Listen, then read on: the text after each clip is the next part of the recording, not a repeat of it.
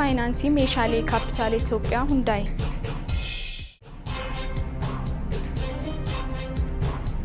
qajeelfamootaa fi dambiiwwan labsii to'annoo fi bulchiinsa kiraa mana jireenyaa raawwachiisuuf bulchiinsa magaalichaan qophaa'an irratti mari'atameera.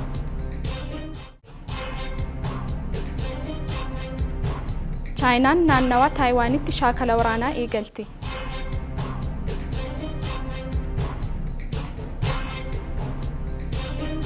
harka fuuni kabajamtoota daawwattoota keenya jalqaba irratti kan daawwattan oduu ijoo keenyaa ture amma immoo gara bal'ina oduutti isiniin ceesisa.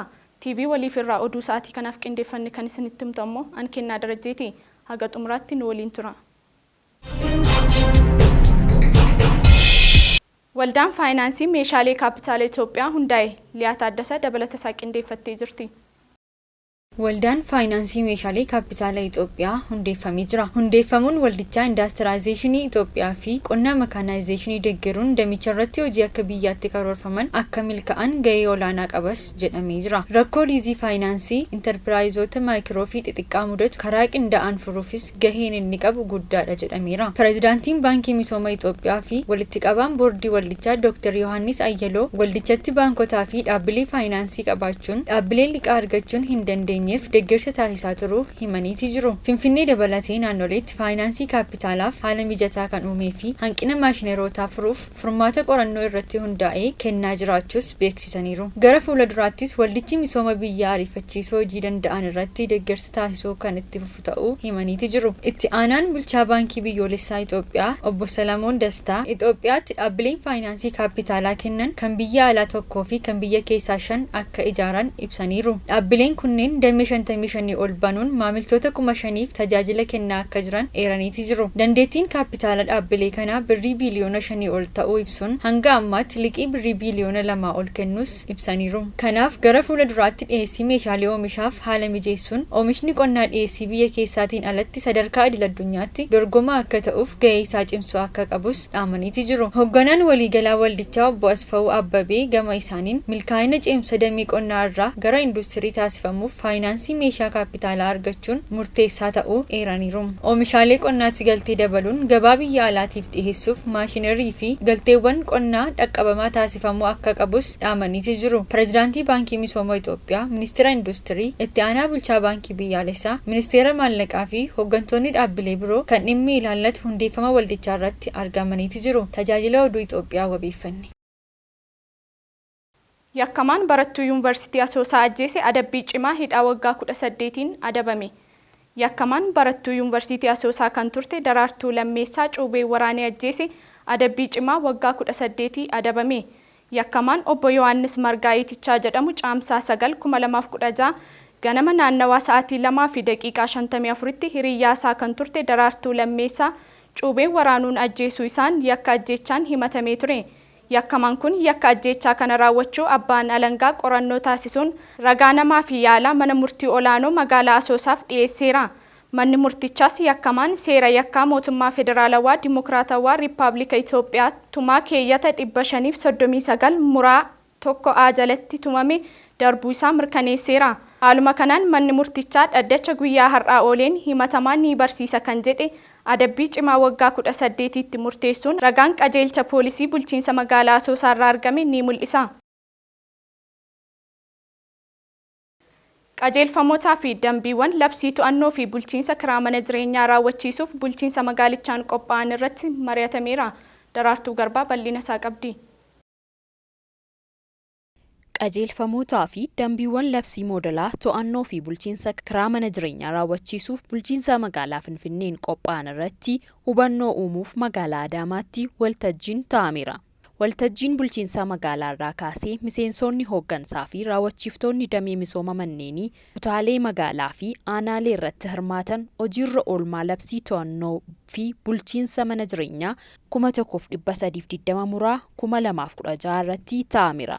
Deetaan ministeera magaalaa fi bu'uura misoomaa aadde Helen Abbabaa wayita kana akka jedhanitti Labsichi rakkoolee kiraa mana jireenyaa waliin magaalattiitti mul'atan furuuf kan qophaa'edha. Haala kanaan mirgi kireessaaf kireeffataa akka wal madaalu qajeelfamootni fi dambiiwwan moodela labsichaa raawwachiisuuf qophaa'uu isaanii dubbataniiru.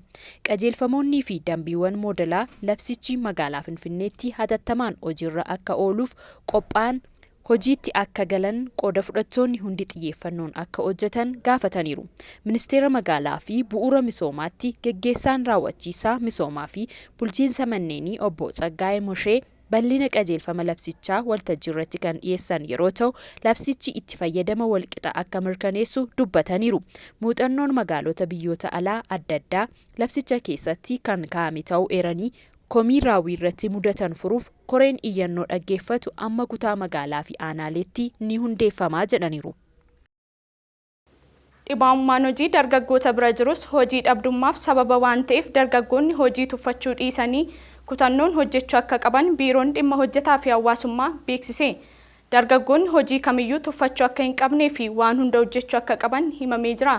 Girmaa Guddisaa dabalata qaba. Biiroon dhimma hojjetaa fi hawaasummaa Oromiyaa egzibiishinii hojii fi hojjetaa wal quunnamsiisuu kutaa magaalaa Buraayyuutti qopheessee jira. Biiroon dhimma hojjetaa fi hawaasummaa Oromiyaa egzibiishinii hojii fi hojjetaa wal quunnamsiisuu bulchiinsa magaalaa Shaggar kutaa magaalaa Buraayyuutti qopheessee jira. Hoogganaan biiroo dhimma hojjetaa fi hawaasummaa Oromiyaa obbo Araarsoo Biqilaa haasaa taasisaniin kaayyoon egzibiishinichaa carraa hojii jiran adda baasuun hojii fi hojjetaa walitti fiduun hojii dhabdoota hojiitti galchuun dargaggootaaf fayyadamu taasisudha jechuun himanii jiru. Biirichi hojii fi hojjetaa walitti fiduun dargaggootaaf carraa hojii uumuu fi xiyyeeffannoon hojjechaa jiraachuu ibsanii jiru. Akka bal'ina lafa keenyaa fi baay'ina keenyaan carraan hojii uumame kan hin jirre ta'uu fi gara alaa deemuu qofa osoo hin taane biyya keessatti hojjedheen of jijjiiruu qaba jedhanii amanuu qabus jedhanii jiru. Itti gaafatamaan waajjira pirezidaantii mootummaa naannoo Oromiyaa obbo Abdullaziz Daawud gama isaaniitiin hawaasa haasawaa taasisaniin hojii dhabdummaa hir'isuun ajandaa guddaa mootummaa jijjiiramaa ta'uu ibsanii inisheetiiviiwwan misoomaa garaagaraa magaalaa fi baadiyyaatti bocuun carraa hojii uumuun jireenya hawaasaa fooyyessuuf hojjechaa jirraas jedhanii jiru. Kana malees carraa hojii uumuu fi abbootii qabeenyaa horachaa deemuun barbaachisaa ta'us himanii jiru. Carraan hojiis rakkoo buddeena haaraa nyaannu qofa kan furu osoo hin taane jireenya keenya boruuf bu'uuraas jedhamee jira. Dhibaa'ummaan hojii dargaggoota bira jirus hojii dhabdummaaf sababaa waan ta'eef dargaggoonni hojii tuffachuu dhiisanii kutannoon hojjechuu akka qabanis yaadachiisanii jiru. Obbo Dajanee Baqqalaa ministeera hojii uumuu fi ogummaatti itti gaafatamaa deeskii babal'ina bobba'iinsa hojii kan ta'an haasaa taasisaniin akka Oromiyaatti carraa hojii uumuu fi sochiin taasifamaa jiru gaarii ta'uu ibsuun sadarkaa biyyattis mootummaan carraa hojii biyya alaatiin dargaggootaaf uumuuf hojjechaa jira jedhanii jiru. Dargaggoonnis afaanota biyyoota alaa dabalataan barachuun of ga'umsuun akka qabanis himanii jiru. Sirni dijitaalaa bifa haaraa ta'een diriiruun hojii dhabdoonni ittiin galmaan akka jiranis dubbataniiti jiru. Dargaggoonni hojii fi biyya jaallatan horachuufis ciminaan hojjetamuu akka qabus yaadachiisanii jiru. Akka magaalaa Shaggaritti hojii dhabaa 102 adda ba'ee keessaa hanga ammaatti 79 ol gara hojiitti galanii jiru. Guyyaa irratti ammoo abbootii qabeenyaa 187 gurmeessuun iddoo hojii namoota 3458 carraan hojii uumamee jira. Hojii dhabdoonni kutaalee magaalaa Shaggar hunda keessaa filatamanii fi abbootiin qabeenyaa magaalichaa hundis argamanii jiru. Lakkoofsi yaalamtoota hospitaala Amaanu'eel seenan dabalaa jira jedhame. Guyyaadhaa gara guyyaatti lakkoofsi yaalamtoota hospitaala ispeeshaalaayizidii sammuu Amaanu'eel seenan dabalaa jiraachuu himamee jira. Yaalamtoota sammuu hospitaala kana seenan keessaa lakkoofsa olaanaa kan qaban dhiirota akka ta'e himamee jira. Namoonni hospitaalicha keessatti yaala fayyaa argatan gara maatii isaaniitti deebi'an ammas irra deebi'an gara hospitaalaatti deebi'aa jiraachuu himamee jira. Qorannoowwan gurguddaa taasifamuu dhabu akkasumas mootummaan xiyyeeffannoo irraa eegamu bahuu dhabuun rakkoo kanaaf sababa akka ta'e ni himama. Yaalamtoonni sammuu gara hospitaalichaatti seenan keessaa hedduun isaanii dhibee sammuu garaagaraa kan qaban yoo ta'an hedduun isaanii namoota qorichootaa fi baala sammuu hadoochuu fayyadamanidha. Yaalamtoonni umuriin isaanii 20 haga 40 gidduu jiran akka baay'atanis ibsamee jira. Rakkoo kana salphisuuf ministeerri fayyaa waggaa tokko keessatti gamoo dabalataa ijaaree xumuruuf dhagaa bu'uuraa kaa'ee jira. Namoonni rakkoo sammuu qaban yaala fayyaan fayyuu akka danda'amu hawaasni hubachuu qabas jedhamee jira.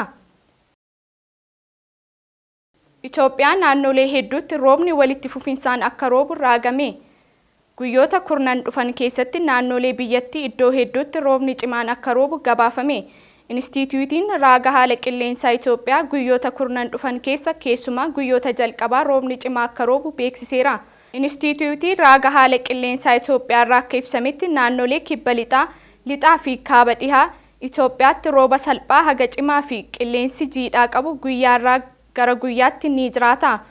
Walumaa galatti guyyoota itti aananitti naannoo Oromiyaa, Wallagga Bahaa fi Dhiyaa, Qeellam Wallaggaa, Horroo Guduruu, Bunnoo Beddellee, Jimmaa, Iluu Abbaaboor, Booranaa fi Boorana Bahaa, Gujii fi Gujii Lixaa, Baalee akkasumas magaalaa Finfinnee, Diree Dawaa, Hararii fi naannoo Amaaraa, Gondar Kaabaa gidduu galeessa kibba biyyattii roobni akka jiraatu gidduu galli raaga haala qilleensaa biyyattii ibseera. Raagni haala qilleensaa guyyoota itti aanan mul'atu midhaan waqtii arfaasaa facaafaman dabalatee biqilootaa fi kuduraaleef haala mijataa akka uumus instituutichi beeksiseera. Awwaannisni gammoojjii fi ilbiisonni daangaa ce'an kan biroon naannoo Afrikaa Bahaatti wabii nyaataaf yaaddoo guddaa ta'anii jiraachuu abbaan taayitaa misooma mootummoota gidduu galeessaa IGAD akeekkachiiseera. Beenyaa Shiramuu dabalata qaba. Awwaannisni gammoojjii fi ilbiisonni daangaa ce'an kan biroon naannoo Afrikaa Bahaatti wabii nyaataaf haala yaaddoo guddaa ta'een itti fufanii jiraachuu ogeeyyiin abbaa taayitaa misooma mootummoota giddu galeessaa yookaan IGAD ibsan. Bara 2019 hanga bara 2021 gidduutti qofa rakkoo awwaannisa gammoojjii mudateef deebii kennuudhaaf doolaara miliyoona 850 ol baasii ta'uu ragaan giddu gala tilmaamaa fi fayyadama haala qilleensaa IGAD irraa argame kan mul'isudha. Hojii gaggeessaan sagantaa bulchiinsa ilbiisota daangaa ce'anii kenneet mi'oowwan akka jedhanitti weerarri awwaannisaa haran gammoojjii naannoo bal'aa Afrikaa Bahaa keessatti mul'achaa jiru akkaan isaan yaaddessee jiraachuudha. Sababa rooba olaanaatiin biqiloonni baay'een waan biqilaniif lafti lalisaa jiraachuun wal hormaataa fi weerara awwaannisaaf mijataa ta'aa jira jechuunis yaaddoo qaban hubachiisan. Awwaannisni gammoojjii naannoo abbaan taayitaa misooma mootummoota giddu galeessa yookaan IGAD keessatti balaa wabii nyaataa 10 ol ta'an keessaa tokko waan ta'eef weerarri dhufu kun rakkoo nyaata naannichaa keessatti mul'atu akka ammeessu hoogganaan sagantichaa kun akeekkachiisaniiru. Weerarri awwaannisaa fi ilbiisota biroo naannoo abbaan taayitaa misooma mootummoota giddu galeessaatti mudatu to'achuuf mala eegumsa naannoo cimsuun barbaachisaa ta'us hubachiisaniiru. Akka mi'oowwan jedhutti giddugalli tilmaamaa fi fayyadama haala qilleensaa IGAD naannoo hormaata isaaniitti tuuta awwaannisaa to'achuuf ciminaan hojjechaa jira. Akka tunni awwaannisaa kun naannoo bal'aa keessatti to'annoo ala hin taaneefis giddugalichi keessumaa biyyoota naannoo IGAD piroojektota daangaa ce'aniin deeggaraa akka jirudha. Giddugala tilmaama haala qilleensaa IGADitti saayinsistiin haala qilleensaa Herbert Omed Misiwaan akka jedhanitti jijjiiramni qilleensaa awwaannisni akka baay'atuuf haala mijataa uumaa jira jedhan. Naannoo IGAD keessatti mul'annoowwan jijjiirama qilleensaa hedduu kanneen akka rooba cimaa fi taateewwan gogiinsaa irraan kan ka'e hordofuun balaan lolaa dabaluu agarsiisaa turus ibsaniiru. Kana malees haalli jijjiirama cimaan ho'a galaanaa gama lolaa fi gogiinsaatiin dhiibbaa akka fidu tilmaamameera. Tilmaamni gara fuulduraa kan agarsiisu immoo ta'iiwwan gogiinsaa kun weerara ilbiisotaa fi dhukkuboota baay'ee akka fidu kan mul'isudhas jedhameera. Saayinsistiin haala qilleensaa kun IGAD fi biyyoonni miseensa isaa rakkoo wabii nyaataa mudachuu danda'u dandamachuuf midhaan nyaataa gaatee walitti qabachuu akka qaban hubachiiseera. Kanaan wal qabatee jijjiirama qilleensaa yaaddessaa ta'aa dhufe kana xiqqeessuuf deebii biyyi Itoophiyaa ashaaraa magariisaa hojiirra oolchuun hojjetaa jirtu IGAD akka fakkeenyaatti eeree jira. Biyyattiin waggoota arfan darbanitti biqiltuuwwan miiliyoonaan lakkaa'aman dhaabdeetti. Ammas ittuma fuftee dhaabaa kan jirtu yoo ta'u Keeniyaanis akkasuma gochaa akka jirtudha jechuunis IGAD ibseera. Abbaa taayitaa misooma mootummoota giddu galeessaa yookaan IGADitti leenjisaan koominikeeshinii isaa saagaalaa haala muddama weerara awwaannisaa daangaa ce'urraan kan ka'e ciminaa fi rakkinoota jiran miidiyaaleen naannoo IGAD hawaasa saaxilamoo ta'aniif deeggarsi akka taasifamuuf mootummaa fi qooda fudhattoota biroof odeeffannoo bal'aa ta'e kennuu akka qaban hubachiisaniiru. Yeroo ammaa giddugalli tilmaamaa fi fayyadama haala qilleensaa IGAD gaazexeessitoota naannichaaf rakkoo weerara awwaannisaa daangaa ce'anii fi ilbiisota biroo irratti leenjii kennaa jira jechuun CGTN gabaasee jira. Chaayinaan naannawaa Taayiwaanitti shaakala waraanaa eegalte. Chaayinaan naannawaa Taayiwaanitti shaakala waraanaa galaanaa fi qilleensaa eegaluu beeksifte.